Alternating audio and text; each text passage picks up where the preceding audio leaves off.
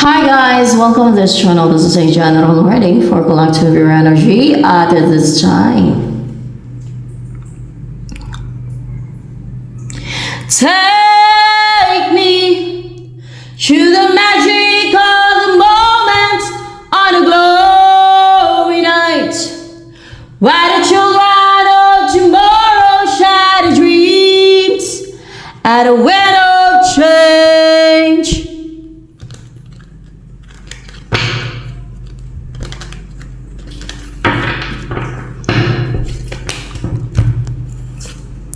Wow, you're a hunter, you're so brave, you're so passionate, full of passion and fire, no? And desire.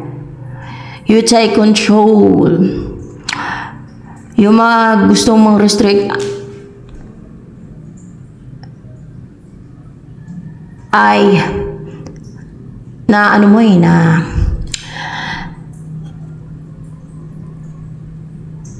contain, na ano siya na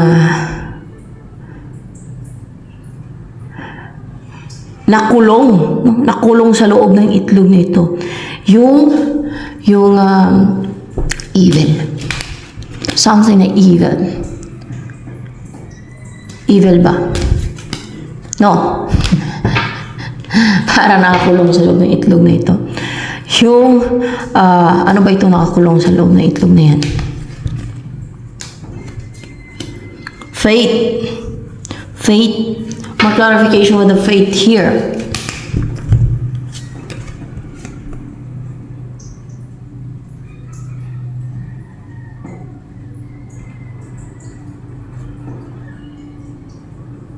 Meron itong ino-offer. Ano ba itong faith nito? More clarification with this faith dito na nasa loob ng itlog na yan. Nakakulong. Maaaring may faith yan siya. May faith. Temperance. Four of Swords.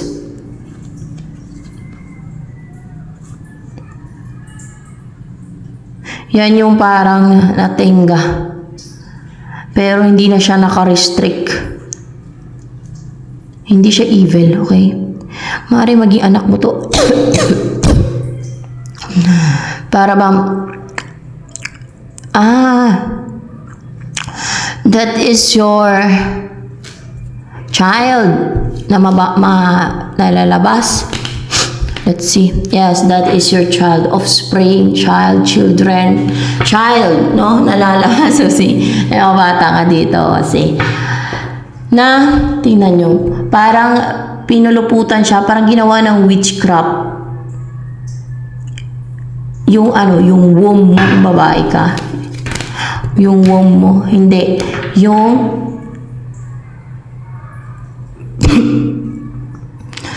ikaw, para hindi mailabas yung anak bata na yun, para hindi maipanganak yan. Yes. Ginawan ka ng witchcraft, kaya parang nagdusa-dusa ako ng ka-experience ng financial constraints or lahat na kasi affected pag ginawan ka ng witchcraft, di ba? Kaya natenga ito, kaya parang natulog muna, no? Pero ilalabas talaga yung bata na yan, hindi na siya naka-restrict. Buntis ka ba ngayon? Let's see, kung babae ka.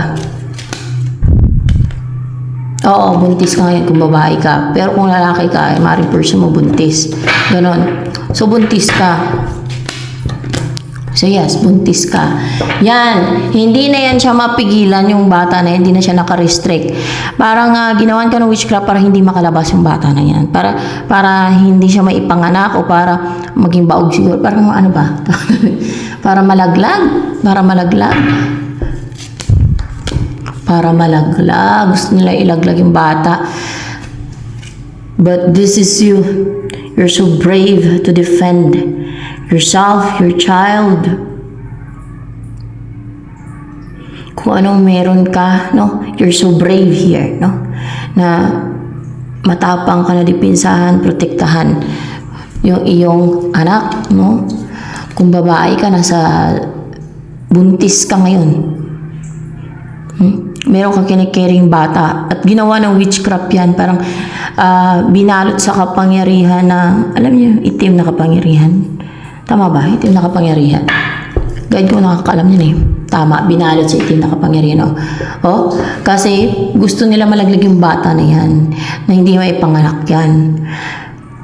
No, ito yung bata, pure pala to, no? Ito yung mag-offer ng, parang pure yung intention niya sa pag-offer, maring matulungin itong bata na ito, bukas yung third eye, and mag-offer ng transformation siguro sa maraming tao. May purpose ito kung kaya gusto nilang patayin, gusto nilang hindi mabuo, hindi maipanganak tong bata na to.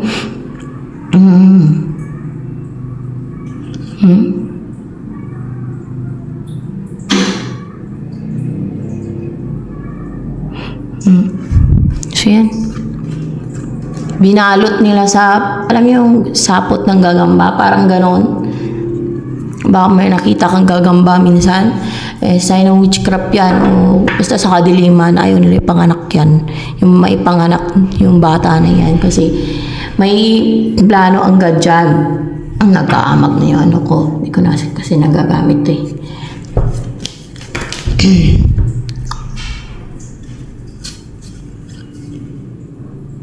Upright pa ba itong King of Cups? Pahalang yan eh.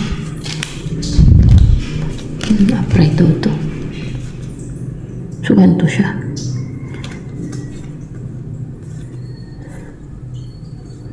Emotional ang mga kontrabida. Kasi na-reject yung gusto nila. Ano ba ito mga kontrabida? Mga fallen angels ba yan? Mga fallen angels. And now they are stuck. They are stuck. They are being chained. Yeah, they're being chained. They're being restricted. Yeah, they are being restricted.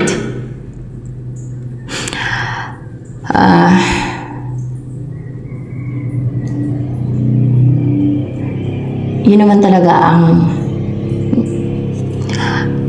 nakalagay sa Bible na mangyayari sa kanila eh. Ma-chain. And forever pa nga sila ma-chain eh. Sa depths. In hell. No, in hell. So see? Hindi na sila nakapag-send. Mahina na sila. Weak. Emotional. Ay. Na-chain na sila. Na-stuck. Na-contain. Na-tame. Na-restrict. Yun din naman ang ginagawa nila sa people of God. Yun kasi ang ginagawa nila sa mga servants of God. Ng mga fallen angels na yan. Salbahe talaga yan sila. Kung may mga taong salbahe, masalbahe sila.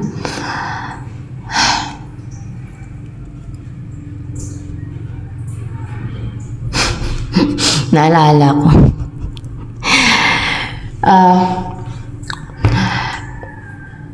Kailangan ko ba sabihin to, ikwento. Pero, ang tawag ni Beelzebul o Beelzebub. Kasi yan na naka-assign sa witchcraft. Alam niyo kung anong tawag niya kay Samael. Companion niya daw. Kasi, nang babayin sa akin kagabi, si Samael. Kasi alam ko na stuck ako nagtanong ako sa God. Kumunik ako sa God. Sino ba yung nandito? Nagpapa-stuck sa akin. Si Beelzebub daw, no? Tapos, yun. I-activate yung ano ko para makita ko siya. Nandun nga. Kita ko. Tinanong ko, no? Kung bakit, ano ba yung ginagawa niya sa akin? Sabi niya, bind. Binabind niya daw ako. Bakit nandito ka? Sabi ko, to bind you. Sabi ganon, no? Pero hindi ko ginagamit yung bunganga ako pag magpag-communicate ako sa mga ganun mga entities, ha? Katulad nung kay mata sa guys, ganun siya. Yung kay mata sa dito sa Encantadia, Yan. Katulad nung kay Mata sa Encantadia. Ganon makipag-communicate sa kanila na yung third eye ba? Ewan ko, perception yan eh. Perception ang tawag ng mga celestial beings na makipag-communicate sa mga ganyan. Perception. Hindi mo kailangang buka yung mga mo. Using your perception, doon, magkaintindihan kayo. Pag ganun na pamaraan ang makakausap mo sila. Yung pag-communicate sa kanila. Ba't nandito ka? Sabi ko, to bind you. Pero English, kasi mas ano yan sila sa English guys. Mas fluent o mas basta mas madaling makapag-communicate sa kanila pag English. Basta ganon. Tama ba? Yan English ko eh. Mas madali makapag-communicate sa kanila pag English. Medyo ano pa siya guys, hindi siya basta-basta sasagot, no? Kailangan ulit-ulitin ko pa. Pero ganon siya, para bang may pagka matigas, ganon siya, sibab. Hindi kagaya kay Anubis na sasagot agad pag tinanong. Pero siya, parang matigas ba? Ganon siya. To bind you, sabi niya, i-bind ako. Sabi ko, sino ba nag-utos sa'yo? Sino ba na humingi sa'yo na i-bind ako? Sino bang humiling sa'yo na i-bind ako? Sinong tao? Hindi daw tao. Companion niya daw. Sinong companion mo? Sabi ko, nulit-ulit ko pa, sino? Companion. My companion. Nulit-ulit ko pa. Yun talagang sagot niya, my companion. Sinong companion mo? Parang gano'n. Pero English. Sabi, si Samael. Sabi ko, Samael daw, Samael. Yun ang kampanyo niya. Si Lucifer, Samael, isa lang yan. Yun ang alam ko eh. Si Samael daw, yun ang kumpanyo niya. Yan ngayon kasamahan niya nag-rebuild eh. Di ba nag-rebuild eh si Samael? Eh, doon siya kumampi kay Samael. Siguro best friend sila dalawa. Kumpanyo niya nga daw yan eh. Oh, para bang brother-brothera niya siguro yan, no? Ganun, kumpanyo ng tawag niya. Oh. Hindi ko na kailangan na, basta kumpanyo ng tawag niya, hindi ko na kailangan sabihin pa kung ano mga next. Basta yun. Kumpanyo ng tawag niya. Sabi ko, tinanong ko pati, sino ba umiling kay Samael na kasi may mga nagbibinta ng kaluluwa. May nagbinta ba ng kaluluwa na tao kay Samael? Sabi ko, para lang i-bind ako. Sabi niya, oo, meron daw. Sino? Sabi, Francis. Sabi nga, Francis. Wala akong kilalang Francis. Sino ang kilala ko? Ipakita mo yung picture, yung mukha niya. Pinakita siya babae. Sikat siya. Kasi sa Facebook ko dati, sikat siya. Koreana. Na sikat yan. Sumikat na dito sa Pilipinas eh. Naging kaibigan ko dati sa Facebook yan. Pero simula nung nakarelasyon ko yung Koreana, hindi niya naman, kasi naka-collaborate niya lang yun. Baka hindi nga totoong siya yun eh. Naka-chat ko eh, baka ginamit lang yung picture eh. Nag-iba siya. Bigla nagalit sa akin. Parang in-unfriend agad ako nung nalaman niya. Basta ganun. Kaya hindi ko na kailangan sabihin pa ang pangalan. Pero afterlife yun, kasi nabenta siya ng kaluluwa niya, wala na, pierno na yun. Pero magtagalog yun, magaling magtagalog yun. Akala ko mabait yun.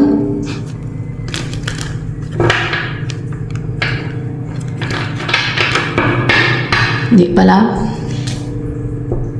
Gusto niya pala yun, yung naka-chat ko, naka-relasyon ko na Koreano. Gusto niya pala yun, kaya pinapabind ako sa devil na bininta niya ng kaluluwa niya.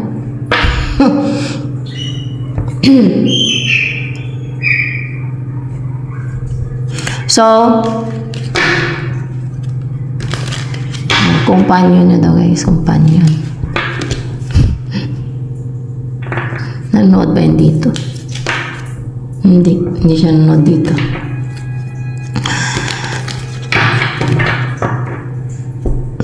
Ten of Cups.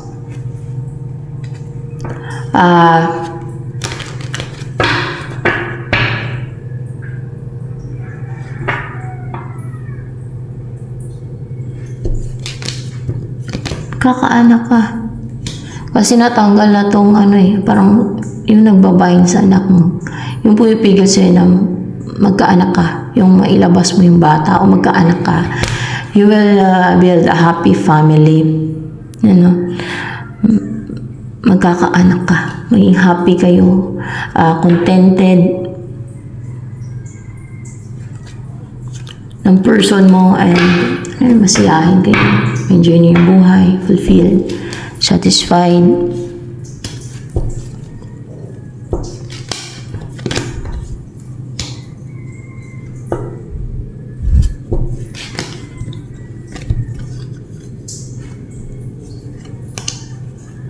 Seven of Cups. Meron ka dito mga option na masasaktan. Feeling betrayed. Sobrang ma-hurt. Naiiwas. Iwasan ka.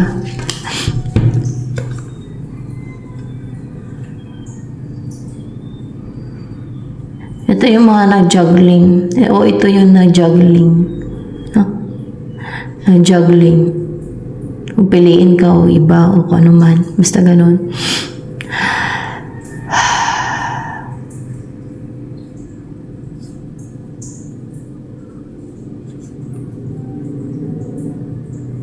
Ito yung buuin mong pamilya. May masagana ang buhay ninyo. Maging prosperous. Kung hindi pa prosperous yung buhay mo, pag naipanganak yung bata na maging wealthy na. Wealthy. Upright ba to? Hindi. Maging prosperous na ang buhay ninyo. Ayun, maging prosperous ang buhay ninyo. No?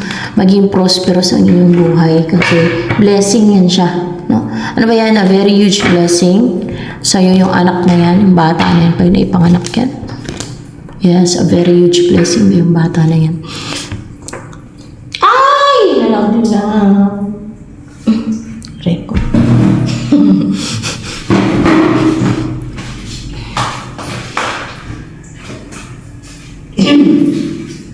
Another summer night, soldiers passing by, listening to the wind of change.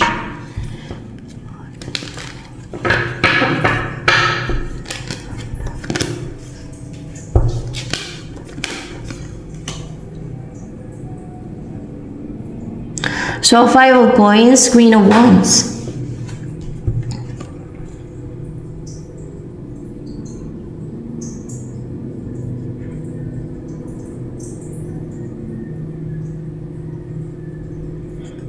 Merong ma-left out in the cold. Ito si Queen of Wands na to. Maaaring magkasakit.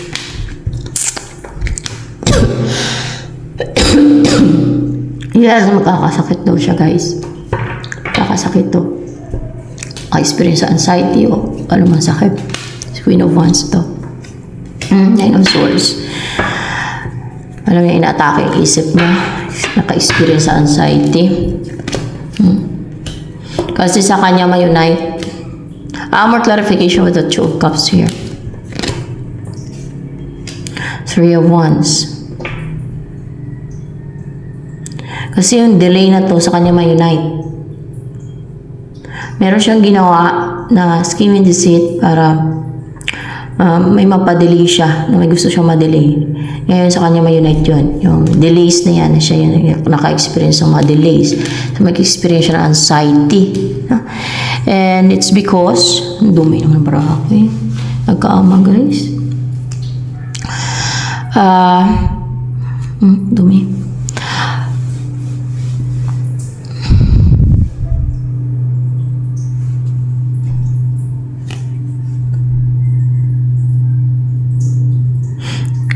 Sa kabila ng mga ginawa niya sa'yo na mas scheme and deceit para mapadelay yung magsama kayo ng person mo na maging close kayo ng person mo, o gumaan na yung loob ninyo ng person mo sa isa't isa, na magsama kayo sa isang bahay, kung may bahay man dito, para magsama kayo bilang mag-partner, mag-asawa, ay bumalik sa kanya yung delays. So kung nagkaroon ng delay sa pag-asenso mo at sa union ninyo ng iyong person, or yung ipanganak mo yung bata na maging anak mo, kung ano pang mga delay sa growth mo, ay bumalik sa kanya, no? Bumabalik sa kanya, bumalik sa kanya na unite. So ayan, and you are strong. Ikaw yung may inner strength ka eh. Ikaw yung makaka-tame sa person mo na yan. And you are strong. Hindi ka na din ma-hurt pa. Mag-recover ka na sa, ano ba to, 10 of Wands? This is 10 of Wands. So, hindi ka na nila makargahan. Naikarga ng witchcraft. Natanggal na sa iyong mga karga, because you're strong. And the Sun, you will be successful. You will be more bold and daring. May achiever, ganon. Active, energetic, fiery, confident. Ang ending niya, that kontrabida o makontrabida, and they will end up in hell. Kasi nagbenta siya ng kaluluwa, no? Sa devil. So, para lang pistihin ka. So, may mga ganyan talaga na nangyayari. Minsan akala nyo yung mabuting tao, yun pala yung demonyo pala siya. Akala ko din talaga dun dati yung sa akin naman, ay mabuting tao kasi parang ngayon silang tupa na parang maamong tupa, guys. No, yung mga evil na yan. Pero hindi mo akalain, demonyo pala talaga. No? At may ginagawa pala mga patago na scheme and deceit. Akala mo harmless, syempre harmful pala. Mga ganun ba, no? In order for them to get what they want, hindi ako mahilig makipag-compete. At hindi naman ako nanligaw dun sa ako naman niligawan. Baka ginamit na yung picture na tsaka ang ibang tao Tapos ako natakayin niya. Oh my gosh. So, type niya pala yun. Hindi ko alam Malay ko. Hindi ko pa alam na hindi ko pa kilala yun nung una Makulit lang talaga Nangungulit Kaya sinagot ko na lang. Diba? Nagal din. Mga ilang weeks din. Pangulit niya sa akin. Bago kausapin. Ay, naku, may kulang pa ako nun, guys. Sa akin nun. King, Knight of Coins.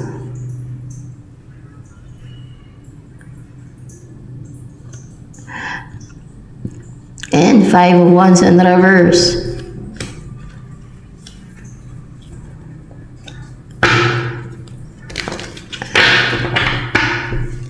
Hindi na to magtuloy-tuloy.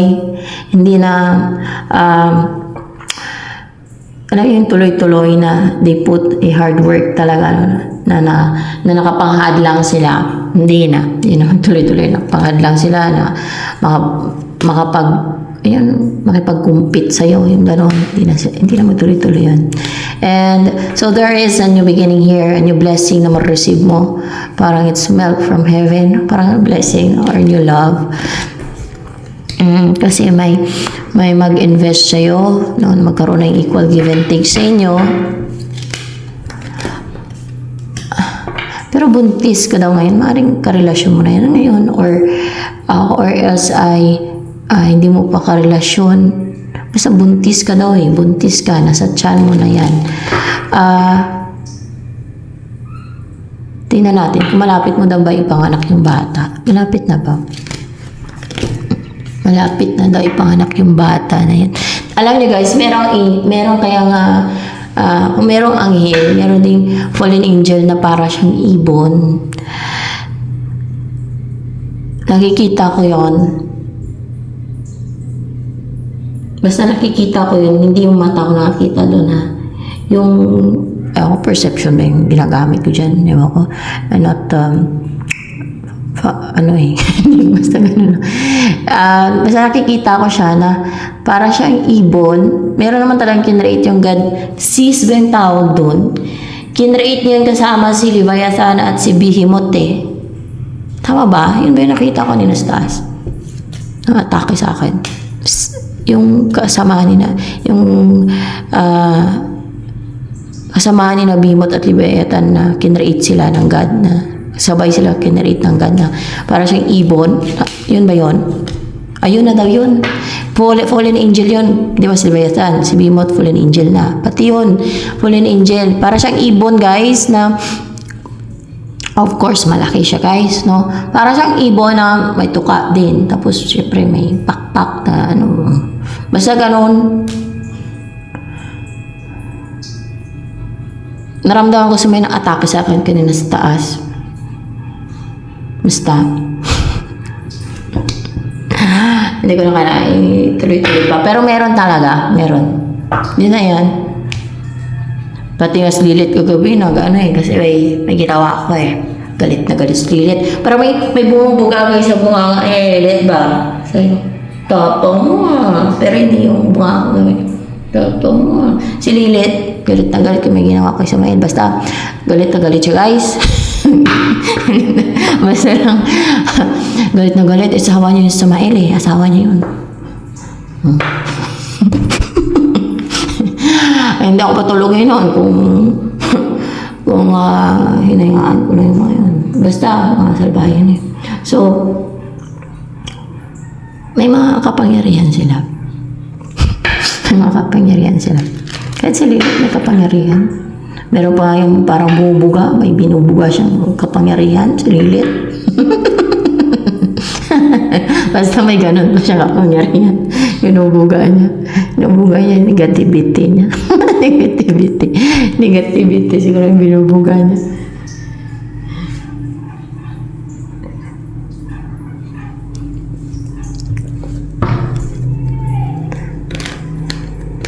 Hindi siya payat, si Lilit. Tama lang yung katawan niya. Parang medyo hindi siya chubby, pero tama lang. Hindi din siya payat na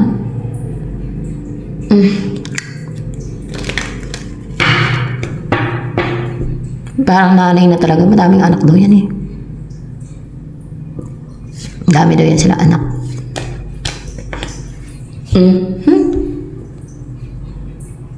Tingnan nyo guys, companion pala yung yung tawag niya, no? Companion. Paisip tuloy ako, ano companion? Sinerch ko yung companion. na words. Ano word? Companion. Sinasabi ko yun minsan. Pero hindi siya yung malalim yung pagkaintindi ko ng companion. Sinerch ko para mas mapalaliman ko yung word na yun. Yung companion. Parang ka-brother niya, parang ganoon ba? Parang kasamahan niya, kasangga, parang ganoon ba? Companion. So, yan. Search nyo din para mas mapalaliman nyo kung ano yung companion na word. Basta yun, search ulit mamaya. This is you. You reveal yourself. You're brave to reveal yourself. But you are loving. Kung gaano ka mapagmahal sa mga hayop. You love nature kasi nasa ilalim ng puno to. You're rooted, grounded. You're so brave. And ayaw ko pa nga sana ikwento yan eh. Kasi mawerdoan yung viewers ko eh. Ewan ko ba. Marinodyo ko na kwento ko yan. I don't know. Doon na nag-umpisa sa companion. Knowledge. Ayan o. You're sharing your knowledge, no? Or you're brave to share your knowledge, or you're brave to accumulate knowledge as well, no? And you're empathetic. Mapagmahal sa mga hayop. May hayop dito, may hayop. sa nature din talaga, you're so, lover of nature. Simple, rooted, grounded, practical, you're intelligent. Siguro magaling sa business, ganun din. And kasama yan sa mission mo na supported ka, guided ng kalangitan, celestial beings, para maka-accumulate ka, maka-acquire ng deeper knowledge o mga profound knowledges. So yan. Sino ba itong person na to? Na mukhang magkakaroon pa ng union sa inyo kahit buntis ka. Sino man tatay ng anak mo? Yung kung may partner kayo, yung tatay ng anak mo. Kung may karelasyon ka. Ayun, yung tatay ng anak mo. Kung may partner ka, may karelasyon kayo ng tatay ng anak mo. Pero itong darating na to sa'yo, ito, yan ba yung tatay ng anak mo? Ay, hindi. Pero bakit darating to? Clouded ang judgment. Knight of Swords. Naging impulsive siya. Gusto niya makita ka. Gusto niya magkita kayo. The devil. Pinapaklouded ng devil yung judgment niya. May devil. Huh? Ano tong devil na to? Sumisimbolo kay? Dinadrive man siya ng devil na. Yan, kaya naging impulsive. Parang inudyukan yun ba? Sinusulsulan na may pula, ganun.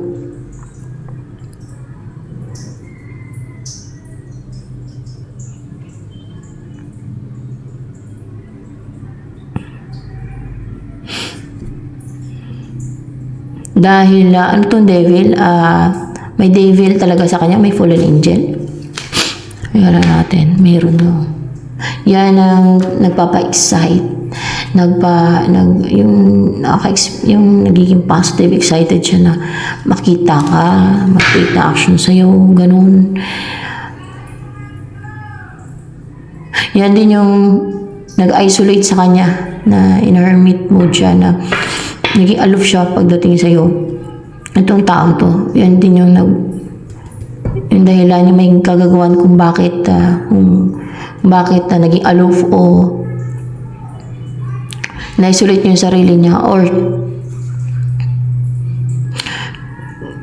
ginusing ka niya kung sakaling meron kayong dating connection yan. Devil ang may kagagawa nun. Under siya sa control ng devil, may nag-udyok sa kanyang devil, guys. Sino ba devil ito? Kasi si Beelzebub ay devil. Si Samael ay devil. Sinong devil ito? Na fallen angel. Si Samael ba? Na nag-udyok sa kanya? So yes, si Samael daw nag-udyok sa kanya. Ganun. Alam niyo guys, malalaman niyo pagka may mga fallen angel na dumadating or mga basta evil forces. Kasi uungol yung aso. Yun talaga yun ang sign. Nagkakampihan pati yung mga yan. Kala mo lang. Nagkakampihan sila. Companion sila eh. Companion. Tawa tuloy ako sa word. Companion. So ayan. Queen of Swords.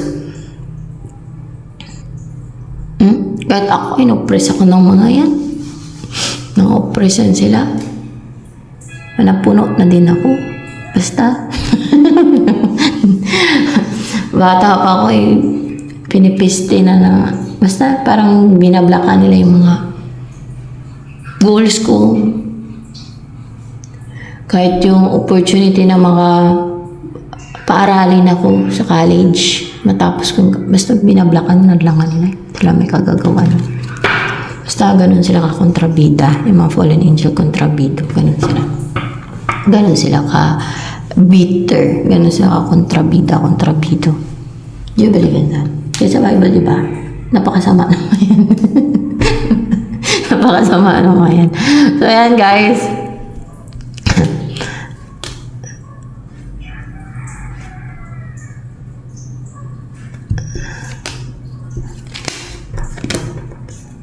So, 9 of coins.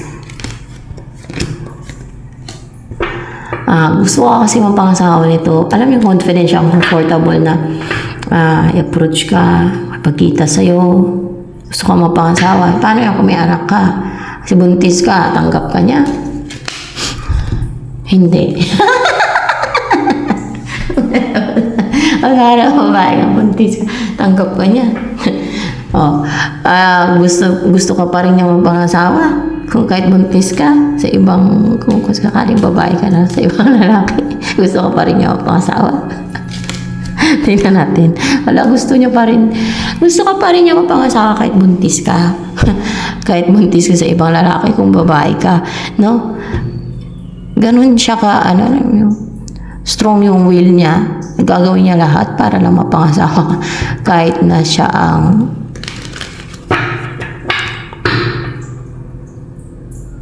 kunwari tatay yung ama sa maging anak mo.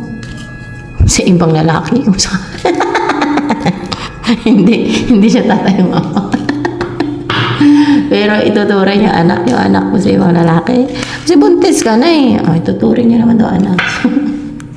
Pero nasa iyo yun kung tatanggapin mo yan at mukhang may partner ka na based sa reading So, ano ba yung offer niyan sa'yo ng buhay?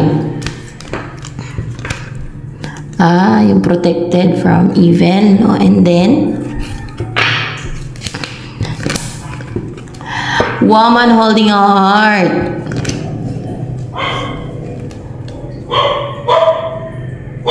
And angel of strength. Na puprotektahan ka niyan ng person mo na yan. Alam niyo, matapang siya, protektahan ka. May lion dito. And sa'yo niya lang ibibigay yung puso niya. Ibig sabihin, ikaw lang mamahalin niya. Woman holding a heart. And ito, yung papasok na kayo sa gate, garden in the gate.